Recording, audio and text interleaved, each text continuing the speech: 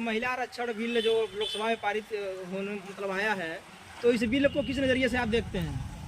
सर्वप्रथम हम आपके दर्शक गण को सादर नमस्कार करते हैं। जो महिला आरक्षण के लिए जो बिल लाया गया ये स्वागत योग्य है, लेकिन उसमें वर्गीकरण होना अनिवार्य है। जैसे अगर जो वर्गीकरण नहीं होगा तो जो पिछड़ी जात की महिलाएं हैं, अनुसूचित जात की महिलाएं हैं, अनुसूचित जनजाति की महिलाएं हैं, यह अपनी भागीदारी सुनिश्चित नहीं कर पाएंगी, यह अपने वर्ग का प्रतिनिधित्व नहीं कर पाएंगी। लेकिन एक चीज़ फिर मन में उठता है कि जो ओबीसी, एससी और एसटी से जीत करके या निर्वाचित होकर के जो लोग वहाँ पहुँचे हैं, तो उनके लिए मैं ये कहना चाहता हूँ कि दिल में पड़ गए फफोले, दिल में पड़ गए फफोले, सीने के आग से अपना ही घर जल गया घर के चिराग से, घर के चिराग से।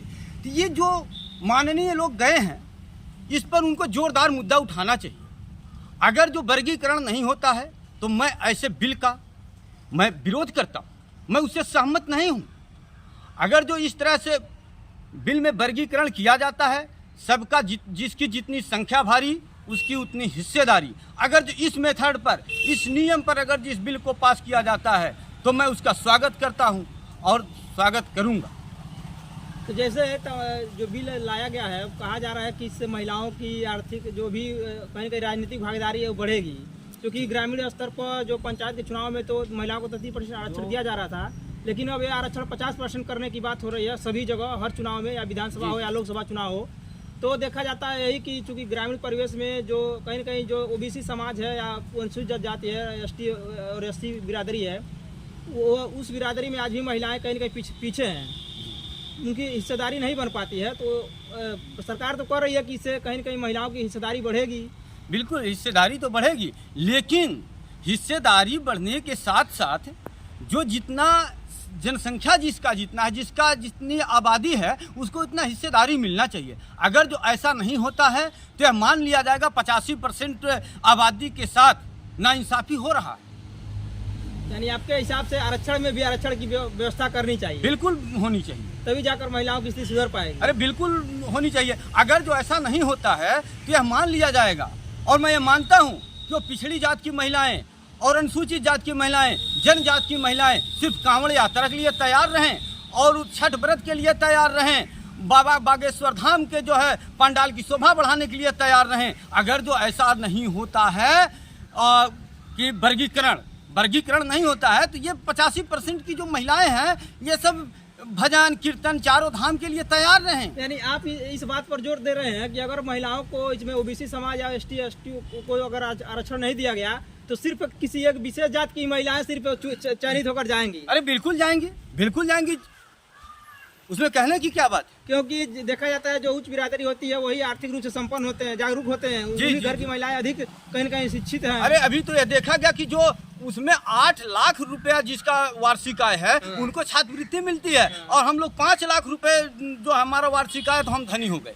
तो इसी तरह से भेदभाव होगा। यानी आप जो ईडब्ल्यूएस के तरफ इशारा कर रहे हैं? अरे बिल्कुल करेंगे। हम 5 लाख वार्षिक आय वाले छात्रवृत्ति नहीं पाते हैं और 8 लाख वाला गरीब है। तो इधर भाई साहब ये बताइए आपकी क्या राय है इस मुद्दे को लेकर? देखिए सूरज भैया, पहले और आपके चैनल को और आपके दर्शकों को हम आप स्वागत करते हैं उनका आपके चैनल में। देखिए जो है बिल पास हुआ है, हम इसके समर्थन में हैं, लेकिन इसका जो फार्मूला बनाया गया, ढांचा बनाया गया, उसमें वर्गीकरण का सिद्धांत लागू होना चाहिए।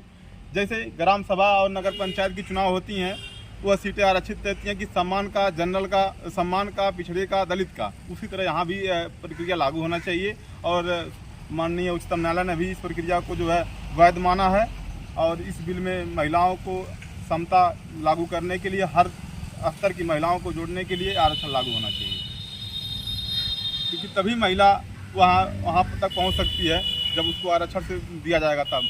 आप देख लीजिए जो रोड पे मोची है या कोई और है, जो रोड पे ठेला वाला है, उसकी पत्नी सांसद कैसे बन सकती है? जब तक उसको आरक्षण नहीं दिया जाएगा तब तक वहाँ वो नहीं पहुँच पाएगा।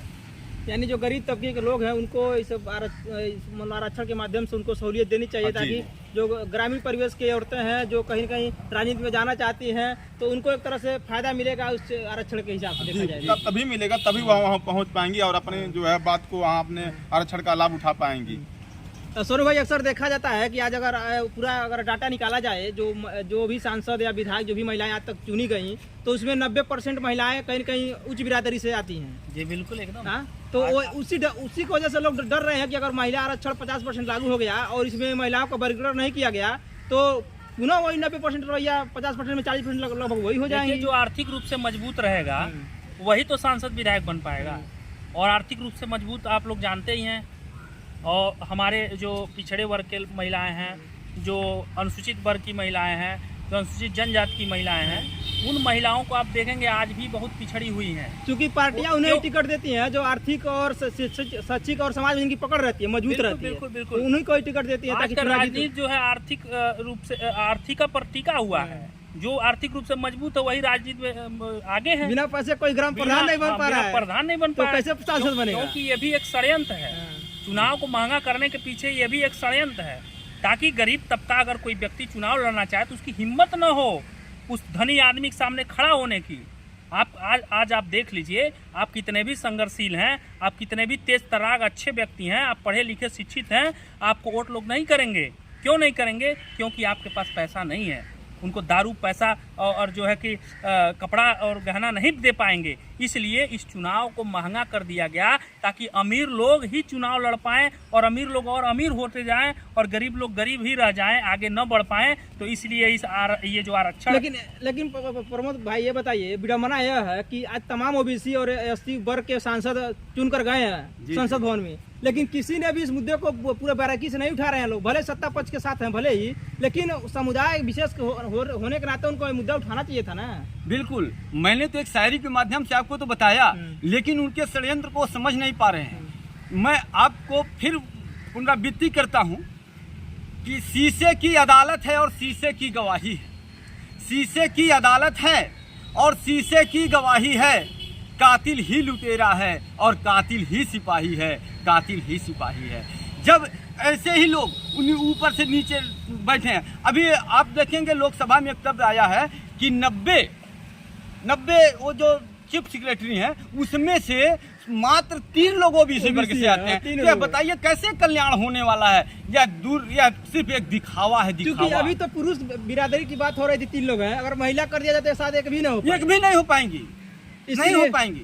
इसीलिए लोग कर रहे हैं कि महिलाओं को जो 50% आरक्षण दिया जाए उसमें आरक्षण दिया जाए, प्रावधान किया जाए। बिल्कुल, क्योंकि महिलाएं बहुत, अगर देखा जाए ओबीसी समाज की, एससी समाज की महिलाएं आज भी बहुत पीछे हैं। किसी की हिम्मत नहीं होता चुनाव लड़ने के लिए, तो भाई कैसे कोई अगर उसको सांसद विधायक कैसे कोई बना पाएगा जब तक उसको आरक्षण नहीं दिया जाएगा? नहीं बन पाएंगे। चलिए, तो साथियों, ये है जो विधि के छात्र हैं हमारे साथ जो भी लोग हैं, तो यही है इनकी राय। आप लोग की क्या राय है इस महिला आरक्षण के बिल को लेकर? कमेंट में जरूर बताइएगा। साथियों, मिलेंगे किसी वीडियो तक के लिए आपसे विदा लेते हैं। जय साथियों, धन्यवाद।